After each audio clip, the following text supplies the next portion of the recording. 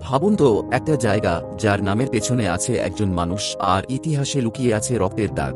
উত্তর কলকাতার কাশীপুর নামটি এসেছে মেদিনীপুরের কাশীজোড়ার বাসিন্দা কাশীনাথ বর্মার নাম থেকে। প্রথমে এখানে ছিল ইংরেজদের সুতোর গুদাম, সময়ের সাথে সাথে সেটাই বদলে গেল দুর্গে। 1801 সালে তৈরি হয় দেশের প্রাচীনতম অস্ত্র কারখানা গান ক্যারেজ এজেন্সি, নির্মাতা কর্নেল হাচিসন। এই কাশীপুরেই গঙ্গার ধারে বাস করতেন বিচারপতি স্যার রবার্ট চেম্বার্স ও এলিজা ইম্পে। আর 1886 সালে এখানেই মানবলীলা সংবরণ করেন রামকৃষ্ণ পরমহংস। কিন্তু কাশীপুরের ইতিহাস শুধু গৌরবের নয়। 1969 ও 1971 এই অঞ্চল সাক্ষী হয় শ্রমিক আন্দোলন ও গণহত্যার মতো রক্তাক্ত অধ্যায়ের।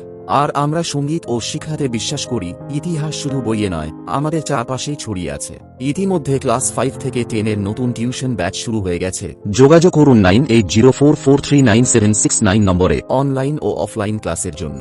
এবং পরের ভিডিওতে জানব কলকাতার কুমোরটুলি অঞ্চলের ইতিহাস, তাই চ্যানেলটি সাবস্ক্রাইব ও ফলো করে নিন।